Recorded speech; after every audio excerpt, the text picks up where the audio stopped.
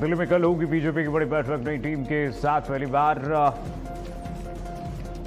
महामंथन करेगी बीजेपी की नई टीम। राष्ट्रीय अध्यक्ष नितिन नवीन और बीएल संतोष की मौजूदगी में महामंथन।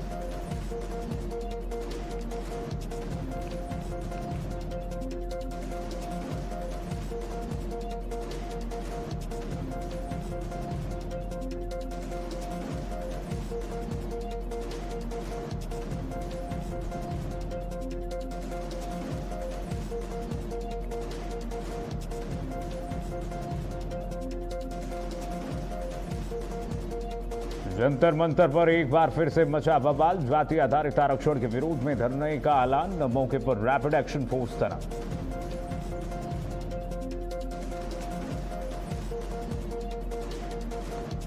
एमएसएमई के जरिए निवेश से मिलेगा रोजगार। उत्तर प्रदेश जापान निवेश सम्मेलन में सीएम योगी आदित्यनाथ का बयान। का भारत जापान में सांस्कृतिक समानताएं पर्यटन को बढ़ावा देने पर जोर होगा। दिल्ली पुलिस में मानी राहुल गांधी की मांग। पैलेट गन मामले में एफआईआर की गई दर्ज।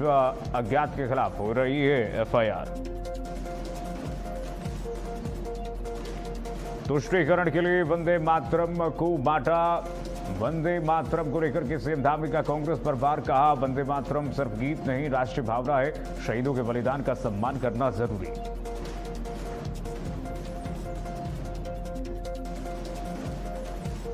नमस्कार, बहुत स्वागत है आपका। भारत अपडेट देख रहे हैं आप। मैं आपके साथ कीर्तिमान सिंह। बुलेटिन शुरुआत करते हैं बड़ी खबर के साथ। दिल्ली में कल बीजेपी की बड़ी बैठक होने जा रही है। देश भर में कार्यक्रमों को लेकर के भारतीय जनता पार्टी कल बैठक करेगी। बीजेपी की नई टीम के साथ कल अहम बैठक होगी। बीजेपी अध्यक्ष नितिन नवीन बैठक में मौजूद होंगे। राष्ट्रीय संगठन महामंत्री बीएल संतोष भी शामिल होंगे। बीजेपी की नई टीम के साथ कल ये बैठक होगी। बड़ी खबर आपको बता दें, बीजेपी अध्यक्ष नितिन नवीन की अध्यक्षता में ये बैठक होगी। राष्ट्रीय संगठन के महामंत्री बीएल संतोष भी शामिल होंगे। भारतीय जनता पार्टी राष्ट्रीय कार्यकारिणी की कल बैठक होने जा रही है। बीजेपी मंथन करेगी तमाम रणनीतियों को लेकर के। देश भर में कार्यक्रमों को लेकर के भारतीय जनता पार्टी कल राष्ट्रीय कार्यकारिणी की बैठक है। बीजेपी की नई टीम जो बनी है उसके साथ बीजेपी के अध्यक्ष नितिन नवीन और संगठन महामंत्री बीएल संतोष की मौजूदगी में बैठक होने जा रही है।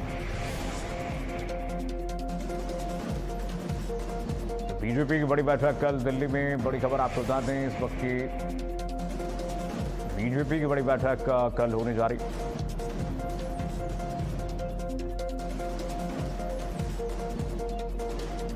भारतीय जनता पार्टी की राष्ट्रीय कार्यकारिणी की कल बैठक होगी। बीजेपी की नई टीम के साथ कल अहम बैठक होगी। बीजेपी अध्यक्ष नितिन नवीन समेत संगठन महामंत्री बीएल संतोष की मौजूदगी रहेगी। बीजेपी चर्चा करेगी कल। बीजेपी की बड़ी बैठक देश भर में कार्यक्रमों को लेकर के भारतीय जनता पार्टी के कार्यक्रमों को लेकर के बैठक होगी। नई टीम का ऐलान हुआ है। नई टीम में नए लोगों को जगह दी गई है और अब नए मुद्दों पर संगठन को मजबूत करने पर आने वाले 5 राज्यों के विधानसभा चुनाव को लेकर के कैसे संगठन को मजबूत करना है, कैसे संगठन के विस्तार को कैसे आगे बढ़ाना है और संगठन को उसकी कार्य क्षमताओं को कैसे आगे बढ़ाना है, उसको लेकर के बैठक होगी। अब उत्तर प्रदेश से बड़ी खबर। जापान निवेश सम्मेलन में मुख्यमंत्री योगी आदित्यनाथ ने निवेश, रोजगार और पर्यटन को लेकर के सरकार की प्राथमिकता बताई है। सीएम योगी ने कहा कि एमएसएमई के जरिए निवेश बढ़ने से रोजगार के नए अवसर पैदा होंगे। उन्होंने बताया कि गलगोटिया यूनिवर्सिटी के साथ एमओयू भी हुआ है। मुख्यमंत्री ने भारत और जापान के बीच सांस्कृतिक समानताओं का जिक्र करते हुए पर्यटन को बढ़ावा देने पर विशेष जोर देने की बात कही। वहीं मुख्यमंत्री योगी आदित्यनाथ ने जापानी में भारतीय छात्रों से संवाद करते हुए उत्तर प्रदेश को भारत की आध्यात्मिक राजधानी बताया। यामानाशी से आए जापानी बच्चों से बातचीत के दौरान सीएम योगी ने आगरा और सारनाथ की यात्रा का जिक्र किया। उन्होंने कहा कि भारत और जापान के बीच रिश्ते सदियों पुराने हैं और आने वाले समय में दोनों देशों के संबंध और अधिक मजबूत होंगे।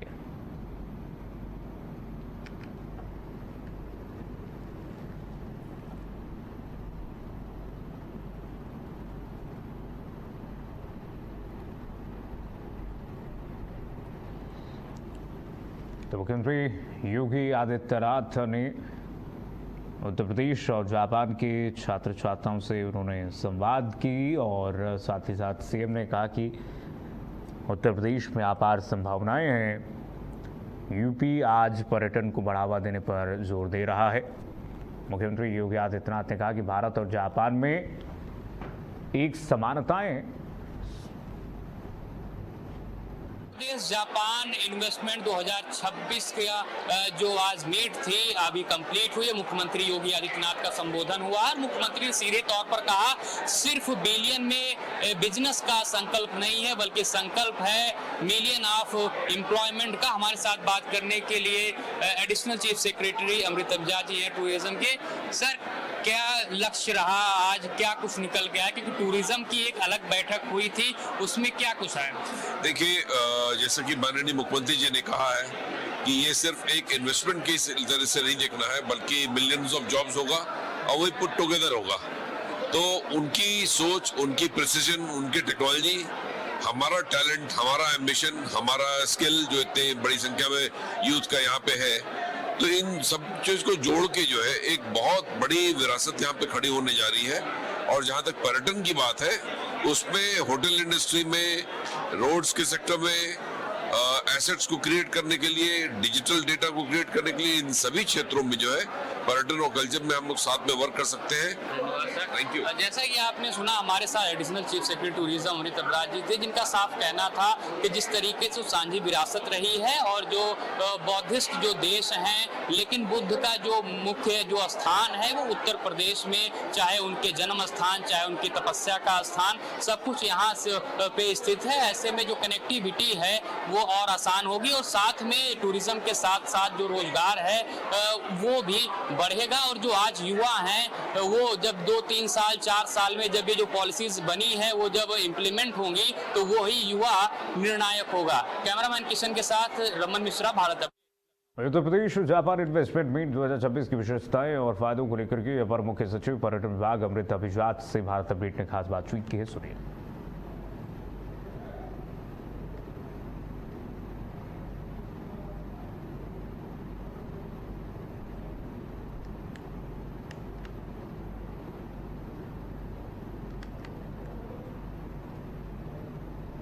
तो लखनऊ में यूपी जापान इन्वेस्टमेंट मीट 2026 के दौरान उत्तर प्रदेश और जापान के यामानाशी प्रांत के बीच ग्रीन हाइड्रोजन के क्षेत्र में महत्वपूर्ण समझौता हुआ। ऊर्जा मंत्री के शर्मा की मौजूदगी में एमओयू के तहत तकनीक, रिसर्च और निवेश को बढ़ावा देने पर सहमति बनी है। यूपी सरकार ने प्रदेश में 1 मिलियन मीट्रिक टन प्रति वर्ष ग्रीन हाइड्रोजन उत्पादन का लक्ष्य रखा है। यामानाशी की P2G तकनीक के सहयोग से प्रदेश में पायलट प्रोजेक्ट स्थापित करने का प्रस्ताव है। सरकार का फोकस ग्रीन हाइड्रोजन के जरिए ऊर्जा सुरक्षा मजबूत करने और कार्बन उत्सर्जन घटाने पर है। आईटी कानपुर और ITBHU में सेंटर ऑफ एक्सीलेंस के जरिए इस क्षेत्र में रिसर्च और तकनीकी नवाचार को भी बढ़ावा दिया जा रहा है।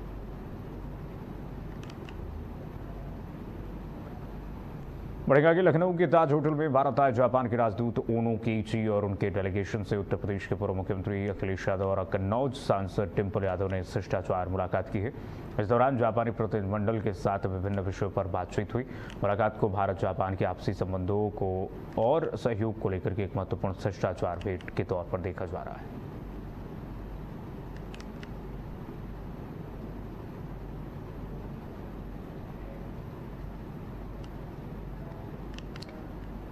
लखनऊ में नगर निगम ने शहर की स्वच्छता और ठोस कचरा प्रबंधन व्यवस्था को और प्रभावी बनाने की दिशा में कदम बढ़ाया है। शुक्रवार को जोन 2 के लिवर कॉलोनी वार्ड स्थित अली तरंग में महापौर सुषमा खरकवाल ने नगर निगम की कार्यदायी संस्था लायन एनवायरो द्वारा स्थापित portable compact transfer station PCTS का उद्घाटन किया।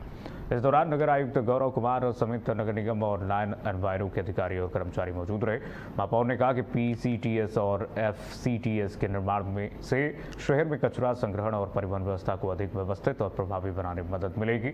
नगर निगम आधुनिक तकनीक और बेहतर संसाधनों के जरिए स्वच्छता व्यवस्था को मजबूत करने का प्रयास कर रहा है।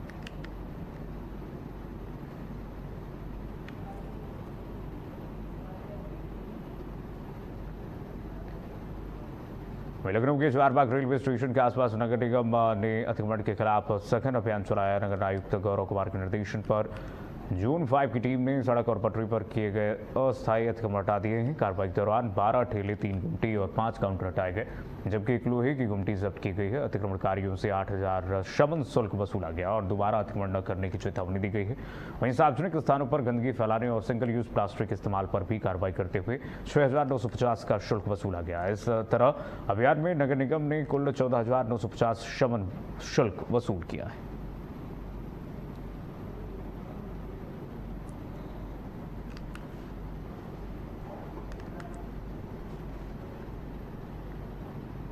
लखनऊ में महज 30 मिनट की बारिश में लखनऊ विकास प्राधिकरण की जल निकासी व्यवस्था पर सवाल खड़े कर दिए हैं। एलडीए परिसर ने पार्किंग स्थल और पोर्च में पानी भरने से पूरा क्षेत्र जलमग्न नजर आया और हालात ऐसे बने कि एलडीए के कर्मचारियों को पानी के बीच से होकर गुजरना पड़ा। शहर के विकास और बुनियादी सुविधाओं पर करोड़ों रुपए खर्च किए जाने के बावजूद पार्किंग में जलभराव की स्थिति ने व्यवस्थाओं पर सवाल खड़े कर दिए हैं। बारिश के बाद सामने आई तस्वीरों को लेकर के एलडीए की तैयारियों और जल निकासी व्यवस्था पर चर्चा तेज हो गई है।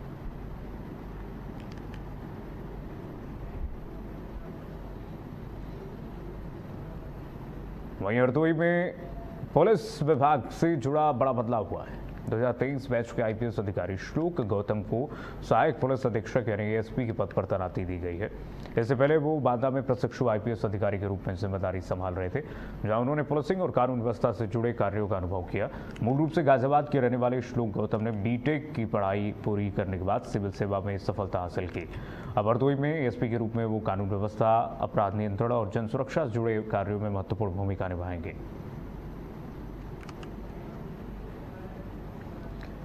वहीं आगरा के थाना एमएम गेट क्षेत्र स्थित एसएन मेडिकल कॉलेज के बाल रोग विभाग में छत का प्लास्टर गिरने से अफरा तफरी मच गई। सुरक्षा के लिहाज से वार्ड में मौजूद सभी बच्चों को दूसरे वार्ड में शिफ्ट कर दिया गया। वहीं मेडिकल कॉलेज प्रशासन ने छत गिरने और हादसे में कई बच्चों की मौत की चल रही खबरों को भ्रामक बताया है। प्रशासन का कहना है कि ऐसी अफवाहें फैलाने वालों के खिलाफ तहरीर दी गई है। घटना के बाद मेडिकल कॉलेज प्रशासन ने स्थिति स्पष्ट करते हुए लोगों से भ्रामक सूचनाओं पर भरोसा न करने की अपील की है।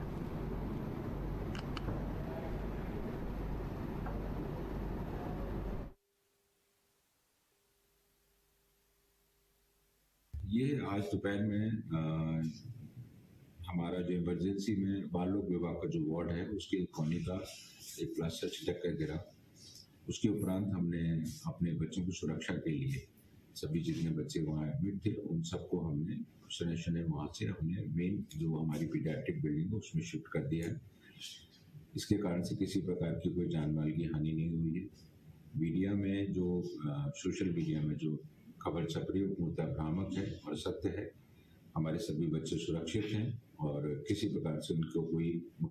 यूपी कन्नौज में आगरा लखनऊ एक्सप्रेसवे पर तेज रफ्तार बस अनियंत्रित होकर के आगे चल रहे ट्रक से टकरा गई। हादसा तिरवा कोतवाली क्षेत्र के 190 किलोमीटर कट के पास हुआ।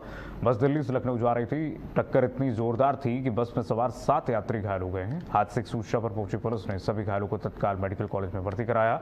उपचार के दौरान एक यात्री की मौत हो गई है। हादसे के बाद मौके पर अफरा तफरी मच गई। पुलिस ने दुर्घटना के कारणों की जाँच शुरू कर दी है और हादसे से जुड़ी अन्य जानकारी जुटाई जा रही है।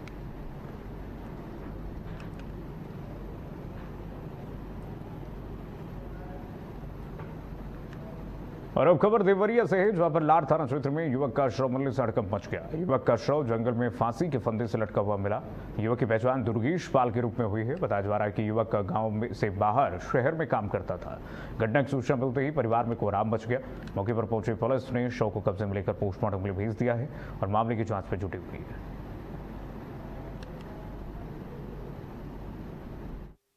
आज दिनांक 21 अगस्त 2026 को सुबह 7 बजे थाना लार से एक व्यक्ति के बांसकोट में फांसी के फंदे से लटके होने की सूचना प्राप्त हुई। उस सूचना पर थाना पुलिस द्वारा मौके पर पहुंचकर मृतक की पहचान कराई गई। तो मृतक की पहचान दुर्गेश पाल पुत्र रामदयाल पाल निवासी परासी चकलाल के रूप में हुई है। शव को पुलिस द्वारा कब्जे में लेके पीएम हेतु भेजा गया है। वहीं मेरठ में पुलिस हिरासत में 2 किसान नेताओं से कथित मारपीट का मामला सामने आया। ललिता गौतम हत्याकांड को लेकर के हुए प्रदर्शन और लाठीचार्ज के मामले में दिग्विजय भाटी और मोहित जाटव को आरोपी बनाया गया था। आरोपी की पुलिस ने हिरासत में दोनों के साथ बर्बरता की है और उन्हें बेरहमी से पीटा गया। समाजवादी पार्टी विधायक अतुल प्रधान ने प्रेस कॉन्फ्रेंस करके दोनों को सामने लाया और पुलिस पर गंभीर आरोप लगाए गए हैं। वहीं तस्वीरों में दिग्विजय भाटी की आंख पर चोट और सूजन भी दिखाई दे रहा है। अब मामले में पुलिस की कार्रवाई और आरोपों की जांच पर सवाल उठ रहे हैं।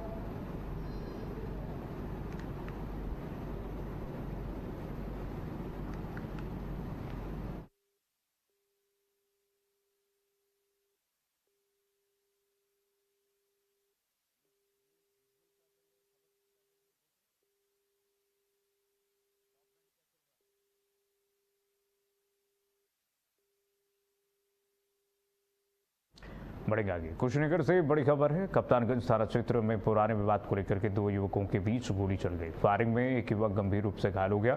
घायल को इलाज के लिए जिला अस्पताल में भर्ती कराया गया है। घटना की सूचना मिलते ही पुलिस मौके पर पहुंची और मामले की जांच शुरू कर दी है। फिलहाल पुलिस ने मामला दर्ज कर फायरिंग की वजह और आरोपी की तलाश शुरू कर दी है।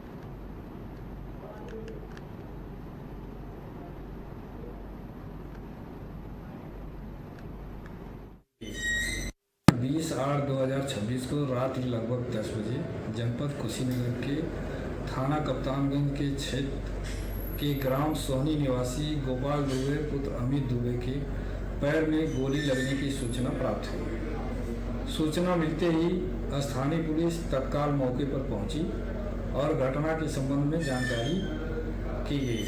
प्राथमिक जांच एवं मेडिकल रिपोर्ट से घटना संदिग्ध प्रतीत हो रही है। हालांकि इस संबंध में अभियोग पंजीकृत कर लिया गया है। पुलिस द्वारा घटना के सभी पहलुओं पर गहराई से छानबीन की जा रही है। प्राप्त साक्ष्यों के आधार पर अग्रिम विधिक कार्रवाई की। पर बढ़ेंगे। बहराइच में नदी में डूबने से एक मासूम की दर्दनाक मौत हो गई। बताया जा रहा है कि बच्चा नदी के पास पानी पीने गया हुआ था। बारिश के कारण वह फिसलन थी और अचानक उसका पैर फिसल गया, जिससे वो नदी में जा गिरा। बच्चे को डूबता देख मौके पर हड़कंप मच गया। कई घंटे की मशक्कत के बाद एसडीआरएफ ने नदी से बच्चे का शव बरामद किया है। पुलिस ने शव को कब्जे में लेकर पोस्टमार्टम के लिए भेज दिया है।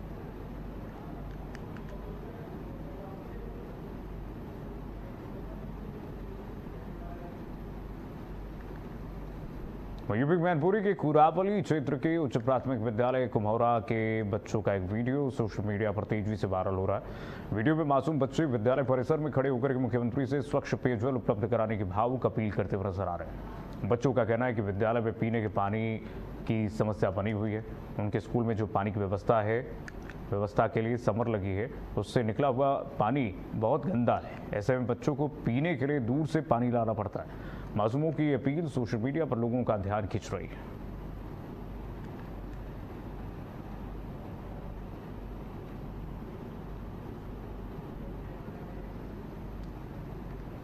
बिहार के स्टूडेंट क्रेडिट कार्ड योजना को लेकर के शिक्षा ऋण घटने की खबरों पर अब सरकार ने आंकड़ों के साथ जवाब दिया है और आंकड़े बताते हैं कि रकम कम नहीं बल्कि बढ़ी है। वित्तीय वर्ष 2025-26 में जहां 886 करोड़ रुपए की स्वीकृति थी, वहीं 2026-27 में यानी सम्राट सरकार में इसे बढ़ा करके 950 करोड़ रुपए कर दिया गया, यानी सीधे 64 करोड़ रुपए का इजाफा। इसके साथ छात्रों के लिए बैंक और पीएम विद्या लक्ष्मी योजना के जरिए भी वित्तीय मदद के विकल्प बढ़ा दिए गए।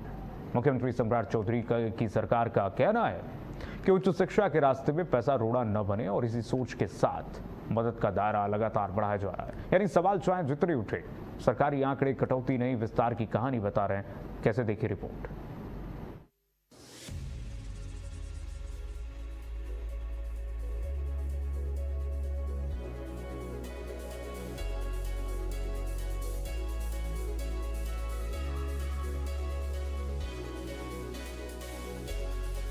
शिक्षा ऋण पर सरकार का जवाब। सम्राट सरकार में बढ़ी शिक्षा की मदद। शिक्षा ऋण में बढ़ोतरी का पूरा हिसाब।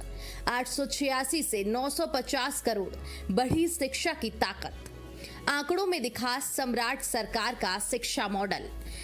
छात्रों के भविष्य पर सरकार का फोकस। कटौती के दावे पर सरकार का जवाब। शिक्षा के लिए बढ़ा सरकारी सहारा। दावे नहीं, आंकड़े बता रहे हैं बढ़ी मदद। छात्रों के सपनों को सरकार का आर्थिक सहारा। बिहार स्टूडेंट क्रेडिट कार्ड योजना को लेकर शिक्षा ऋण घटने की खबरों के बीच सरकार ने अब स्थिति साफ कर दी है। सरकार के मुताबिक विद्यार्थियों को उच्च शिक्षा के लिए पहले से ज्यादा वित्तीय विकल्प दिए जा रहे हैं। 2 लाख रुपए तक का शिक्षा ऋण बिहार राज्य शिक्षा वित्त निगम के माध्यम से उपलब्ध होगा, जबकि 2 से 4 लाख रुपए तक की वित्तीय सहायता अनुसूचित वाणिज्यिक बैंकों के जरिए मिल सकेगी। यानी सरकार सिर्फ एक योजना तक सीमित नहीं है, बल्कि विद्यार्थियों के लिए वित्तीय मदद के कई रास्ते तैयार किए जा रहे हैं। मकसद साफ है, आर्थिक परेशानी किसी छात्र की पढ़ाई और उसके भविष्य के बीच बाधा न बने। स्टूडेंट क्रेडिट कार्ड में बढ़ी सरकारी मदद। 2025 से 26 में 886 करोड़ रुपए की मंजूरी, 2026 से 27 में बढ़कर 950 करोड़ रुपए की स्वीकृति, एक साल में 64 करोड़ रुपए का इजाफा।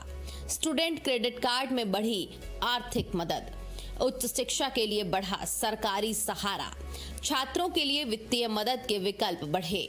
सम्राट सरकार का शिक्षा पर बढ़ता फोकस, आर्थिक परेशानी से नहीं रुकेगी पढ़ाई। वित्तीय वर्ष 2025 से 26 में स्टूडेंट क्रेडिट कार्ड योजना के तहत 886 करोड़ रुपए के व्यय की स्वीकृति दी गई थी। वहीं 2026 से 87 में यही राशि बढ़कर 950 करोड़ रुपए कर दी गई, यानी एक साल में 64 करोड़ रुपए ज्यादा की मंजूरी। सरकार के आंकड़े साफ संकेत दे रहे हैं कि योजना में आर्थिक सहायता को कम नहीं किया गया, बल्कि उसका दायरा बढ़ाया गया है। मुख्यमंत्री सम्राट चौधरी की सरकार का फोकस युवाओं को उच्च शिक्षा के लिए आसान और व्यापक वित्तीय सहायता उपलब्ध कराने पर है। और बात सिर्फ स्टूडेंट क्रेडिट कार्ड की नहीं है। बिहार सरकार ने विद्यार्थियों के लिए वित्तीय मदद के विकल्पों को बैंकों, पीएम विद्यालक्ष्मी पोर्टल और प्रधानमंत्री उच्चतर शिक्षा प्रोत्साहन योजना से भी जोड़ा है। पीएम विद्यालक्ष्मी के जरिए पात्र विद्यार्थियों को 10 लाख रुपए तक के शिक्षा ऋण की सुविधा मिल सकती है, यानी छात्र अपनी जरूरत के हिसाब से अलग अलग वित्तीय विकल्पों का लाभ ले सकते हैं। सरकार का दावा है कि इससे उच्च शिक्षा के लिए संस्थागत वित्तीय सहायता हासिल करना आसान होगा, यानी सरकार की नीति सिर्फ ऋण देने तक सीमित नहीं, बल्कि छात्रों के लिए वित्तीय पहुंच बढ़ाने पर केंद्रित है। युवाओं के भविष्य में सरकार का निवेश, आर्थिक कमजोरी पढ़ाई में नहीं बनेगी बाधा। स्टूडेंट क्रेडिट कार्ड में बढ़ी स्वीकृत राशि, बैंकों के जरिए वित्तीय मदद के विकल्प बढ़े, पीएम विद्यालक्ष्मी से जुड़ी मदद, छात्रों के लिए मजबूत वित्तीय सपोर्ट सिस्टम, उच्च शिक्षा के लिए मदद के रास्ते बढ़े। सरकार का फोकस हर छात्र को शिक्षा का अवसर, युवाओं के भविष्य में सरकार का निवेश। मुख्यमंत्री सम्राट चौधरी की सरकार इसे युवाओं के भविष्य में निवेश के तौर पर देख रही है। सरकार का फोकस है कि बिहार का कोई भी प्रतिभाशाली छात्र सिर्फ आर्थिक कमजोरी की वजह से उच्च शिक्षा से वंचित न रहे। स्टूडेंट क्रेडिट कार्ड में बढ़ी स्वीकृति राशि हो, बैंकों के जरिए बढ़ाए गए विकल्प हों या पीएम विद्यालक्ष्मी जैसी केंद्र की योजना से जुड़ाव, सरकार इन सभी व्यवस्थाओं को छात्रों के लिए एक बड़े वित्तीय सपोर्ट सिस्टम के तौर पर पेश कर रही है।